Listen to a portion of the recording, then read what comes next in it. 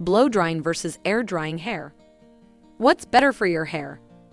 It's a common assumption that blow-drying your hair is bad and air-drying your hair is good. However, knowing a little about hair anatomy will go a long way to understand why this may be a misconception. Hair is made of a protein called keratin in structures called cuticles. If these structures are not physically damaged, they remain strong and protective. At the roots, the hair follicle anchors into the scalp, and there it grows to build the hair shaft made of keratin. So the health of your hair, including hair thickness and hair loss, is linked to the health of your scalp. Aside from the scalp becoming weak, unhealthy hair can be the result of hair getting damaged. Certain damage happens when your hair becomes rubbed, stretched, gets too dry, or gets wet for too long. So, what's the real impact of blow-drying versus air-drying hair? Let's first discuss the problem with blow-drying hair. Blow-drying your hair isn't a problem.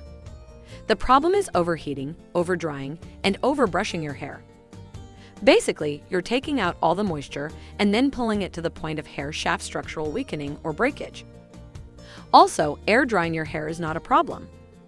Allowing moisture to linger in your hair, particularly in your scalp, for a longer time, such as by tying your wet hair in a ponytail, is an example of the real problem.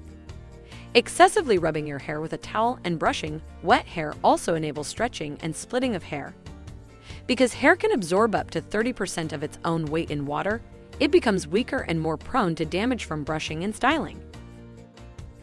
Enjoying the video? Then give a like and share it with your friends to help the channel. Natural drying takes time, and the longer hair stays wet, the more the cortex swells and cracks, permanently damaging your hair. So, what's recommended?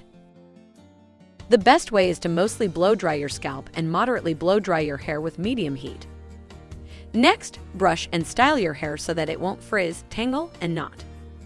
Wet cuticles can be resealed by blow-drying at an angle away from the scalp.